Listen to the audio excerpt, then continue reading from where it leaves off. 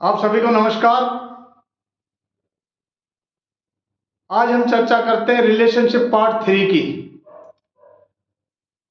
इससे पहले आशा करता हूं आपने मेरे 2 वीडियो देखे होंगे। रिलेशनशिप पार्ट 1 जिसमें हमने चर्चा की थी डीप अंडरस्टैंडिंग ऑफ रिलेशनशिप।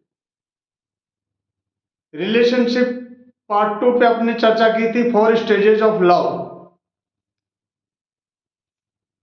यदि आपने वो वीडियो नहीं देखे तो इस वीडियो को पॉज करके कृपया उन वीडियो को देखने की कृपा करें, क्योंकि उन 2 वीडियो को देखने से आपको डीप अंडरस्टैंडिंग आएगी, आपको क्लैरिटी आएगी रिलेशनशिप में। अब हम चर्चा करते हैं आज के टॉपिक पे, what are the root causes of conflict. पति पत्नी में झगड़े के मुख्य कारण क्या हैं और उनके सॉल्यूशन क्या हैं। क्योंकि हम हमेशा प्रॉब्लम्स पे बात करते रहते हैं, सॉल्यूशन पे नहीं करते हैं। प्रॉब्लम्स पे बात करते हैं तो प्रॉब्लम और इंटेंसिफाई होती जाती है। तो आइए जानते हैं वो क्या कारण है जिससे हमारा झगड़ा बढ़ता जाता है। Number 1, lack of understanding. हम एक दूसरे की नेचर को नहीं समझ पाते हैं। पत्नी की फीमेल नेचर है और हस्बैंड की मेल नेचर है। इन दोनों में बहुत सारा फर्क होता है। जैसे एक छोटी सी स्टोरी शेयर करूंगा। एक सांप जा रहा होता है, सामने एक आरी पड़ी होती है सांप, जिसके ऐसे दांते निकले होते हैं। सांप के ऊपर से गुजर जाता है तो जाहिर जब ऊपर से गुजरा तो वो कई जगह से हर्ट हो जाता है और सांप को फिर गुस्सा आता है और वापस आके उस आरी को काटने लगता है और काटता है तो ज्यादा हर्ट होता है, क्योंकि उस सांप को उस आरी की नेचर नहीं समझ में आती। और यही हमारे रिलेशनशिप में होता है। हम बजाय उसको ठीक करने के, समझने के, एक दूसरे से लड़ते रहते हैं। तो हमें एक दूसरे की नेचर समझनी चाहिए। Number 2, talking. बातें दोनों की अलग अलग होती है, मेल फीमेल की। जैसे एक पति थका हारा ऑफिस से आता है, वो शांत होके पानी पी के एक तरफ बैठ जाता है। पत्नी पूछती क्या बात, आज आप बहुत उदास लग रहे हैं। पति बोलता कोई बात नहीं, सब ठीक ठाक है। तो पत्नी के दिमाग में कई तरह के विचार आते हैं। ये मेरे से शेयर नहीं करते हैं, मेरे से कुछ छुपा रहे हैं, शायद इनकी जिंदगी में कोई और है। इस तरह के कई ख्यालात आने लगते हैं। जबकि पति सिर्फ इसलिए नहीं बताता है बहुत सारी समस्याएं कि पत्नी को उन चीजों की समझ नहीं है। जैसे एक आदमी कोई बिजनेस करता है और वहां पे कुछ चैलेंजेस हैं, कुछ फाइनेंशियल चैलेंजेस हैं, कुछ एम्प्लॉयज के चैलेंजेस हैं। तो पत्नी को इसलिए नहीं बताता कि ये सुन के वो टेंशन में आएगी, इसलिए वो चुप रहता है। पति पत्नी को कोई बात तभी बताता जब उसको उससे कोई सॉल्यूशन चाहिए या पत्नी का सपोर्ट चाहिए। अब दूसरी तरफ फीमेल नेचर को समझते हैं। जैसे ही पति घर में एंटर करता है, बैठता है, तो बैठते ही पत्नी कई बार शुरू हो जाती है।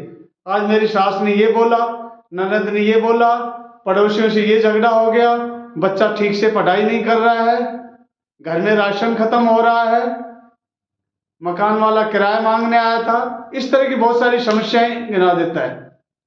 और पति क्योंकि वो थका आ रहा था तो एकदम से इन चीजों को इरिटेट होता है।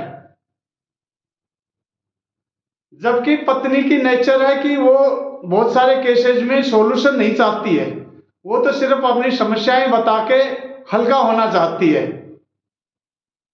और वो अपनी समस्याएं बताती है और वो बिल्कुल हल्का हो जाती है और आराम से सोती है। और पति बेचारा उन चीजों के बारे में सोचता रहता है और रात भर परेशान होता है। तो ये भी एक हमारे कॉन्फ्लिक्ट का कारण है। नंबर 3,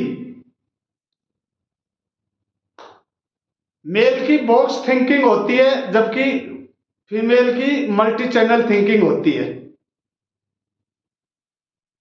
आदमी जब किसी समस्या के बारे में सोचता है तो उसी के इर्द गिर्द सोचता है। सपोज वो ऑफिस में है तो वो भूल जाता है कि मेरी कोई परिवार भी है, मेरी पत्नी है, बच्चे हैं।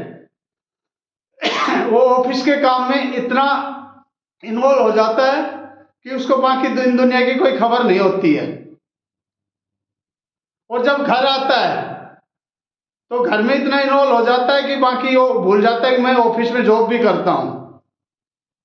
इसको बोलते हैं बॉक्स थिंकिंग। वो जिस बॉक्स में घुस जाता है उसी के अनुसार सोचने लगता है।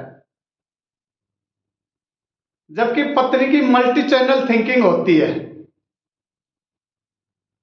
एक तरफ वो कुकर में दाल चढ़ा देती है, दूसरी तरफ बच्चे को स्कूल के लिए तैयार कर रही है, बीच में मोबाइल भी कर रही है और कपड़े प्रेस कर रही है। इस तरह से बहुत सारे काम एक साथ करती हो।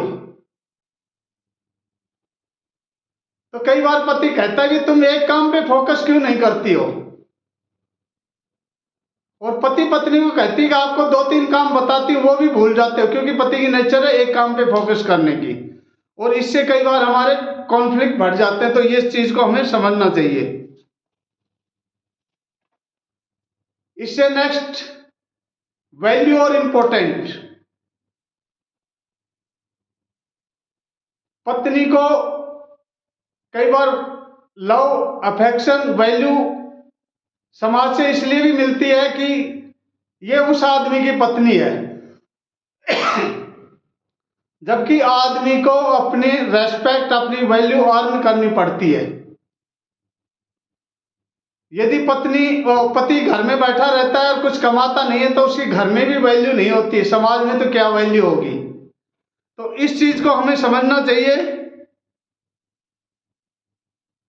पत्नी को जब एक पति अच्छी पोजीशन पर होता है तो ऑटोमेटिक वैल्यू मिल जाती है और पत्नी सोचने लगती है, अपनी वही सेल्फ इमेज बना लेती है।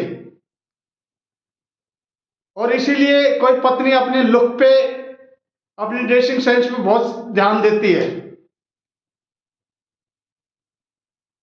पत्नी के लिए इंपॉर्टेंट होता है उसकी फैमिली की सुरक्षा, फाइनेंशियल पोजीशन। और पति के लिए इंपॉर्टेंट होता है सक्सेस, वो जिंदगी में कैसे सफल हो। तो दोनों की विचारधारा अलग अलग होती है, तो कई बार इसमें कॉन्फ्लिक्ट हो जाता है। इससे नेक्स्ट है कंप्लेंट वर्सेस ऑर्डर। पत्नी कोई भी बात कंप्लेंट के टोन में कहती है, इमोशनल होके कहती है, और यही बात कई बार पति को चुभ जाती है कि तुम हमेशा शिकायत करती रहती हो।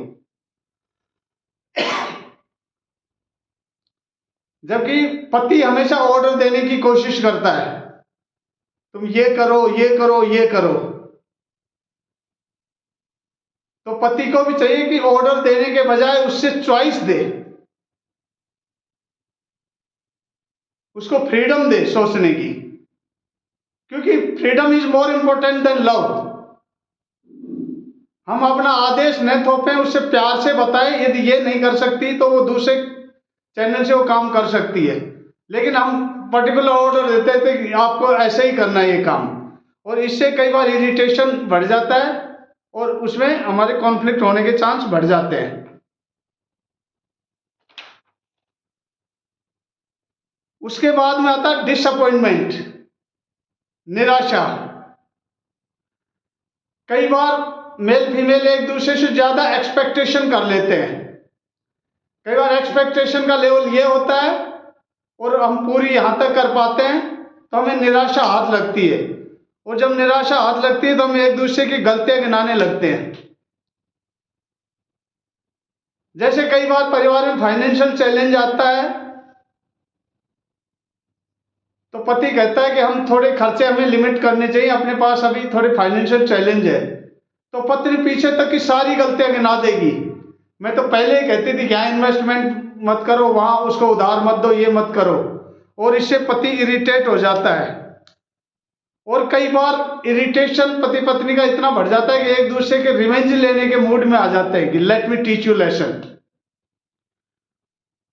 तो हमें एक दूसरे की भावनाओं की कदर करनी चाहिए, एक दूसरे को सपोर्ट करना चाहिए इस केस में, नहीं कि हमें रिवेंज के मूड में आना चाहिए। उससे हमारी रिलेशनशिप खराब होती है। नेक्स्ट कारण है पति पत्नी के झगड़े का, मदर इन लॉ। जब एक लड़की करीब 25 साल की उम्र में किसी घर में शादी करके आती है, तो देखो अब तक उसका बिहेवियर एक लड़की का बिहेवियर था, उसी एनवायरनमेंट में थी, वैसी रेस्पॉन्सिबिलिटी ले रही थी वो। और एकदम से वो नए घर में आई है तो यहां पे उसका बहू का रोल, उसका बिहेवियर भी बहू जैसा होना चाहिए, लेकिन इसको बदलने में टाइम लगता है। और कई बार इसमें सास बहू में कॉन्फ्लिक्ट हो जाता है। सास कई बार कहती है कि तेरे माँ बाप ने तेरे को कुछ नहीं सिखाया, यानी उसके माँ बाप को इन्वॉल्व करते हैं। ये शिकायत पत्नी अपने पति से करती है और पति बेचारा फंस जाता है बीच में, और इसमें कई बार कॉन्फ्लिक्ट होती है, क्योंकि पत्नी इस झगड़े की जड़ भी पति को ही मानती है कि तेरी मदर ने मेरे को ऐसा कहा, तेरी बहन ने मेरे को ऐसा कहा, और उसकी वजह से कॉन्फ्लिक्ट बढ़ जाता है। तो हमें ये बेसिक नेचर को समझना चाहिए कि एक लड़की को पत्नी बनने में समय लगता है। यदि उस चीज को कोई पति ठीक से अपनी मदर को कन्विंस कर लेता है और वाइफ को कन्विंस कर लेता है, तो झगड़े की जड़ खत्म हो जाती है। इससे नेक्स्ट है एक्स्ट्रा मैरिटल अफेयर्स। कई बार एक आदमी अपने घर में बहुत अच्छे काम करता है, अप्रिशिएबल काम करता है, लेकिन उसको अप्रिशिएशन मिलता नहीं, प्यार नहीं मिलता है। फिर वो सोचता है कि मैं इतना करता हूं लेकिन मेरे काम की कोई वैल्यू नहीं है।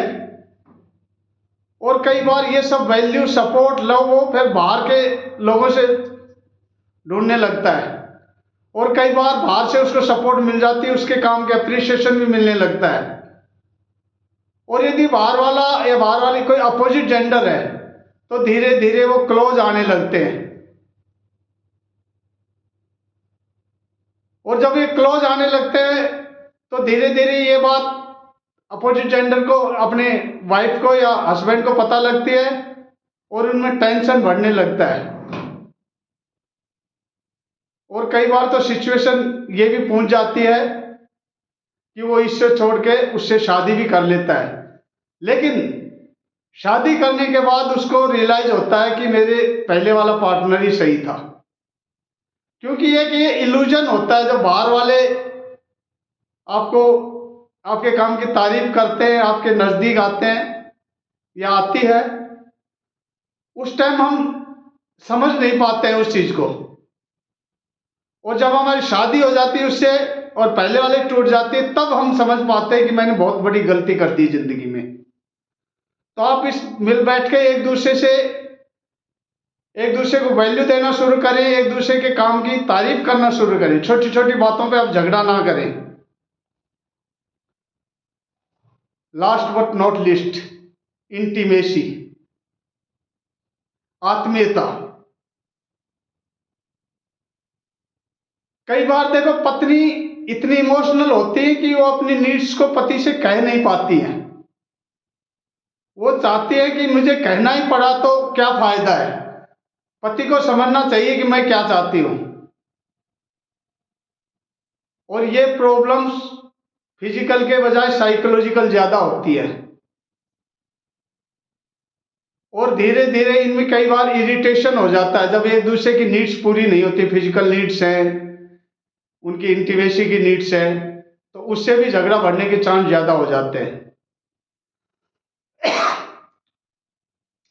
तो आई होप मैं आपको क्लियर कर पाया कि एक पति पत्नी में झगड़े के मुख्य कारण क्या है, और यदि हम मैच्योर्ड वे से इनको हैंडल करें तो जैसे मैंने वीडियो 1 में कहा था, रिलेशनशिप 1 में, कि आपके 90% झगड़े घर में ही खत्म हो सकते हैं। सिर्फ आपका attitude towards struggle, towards dispute clear होना चाहिए। क्योंकि हम छोटी छोटी बातों को कई बार राई का पहाड़ बना देते हैं और अपने ईगो पे ले लेते हैं चीजों को। हम चाहें तो इनको सोल्व कर सकते हैं। Thank you very much.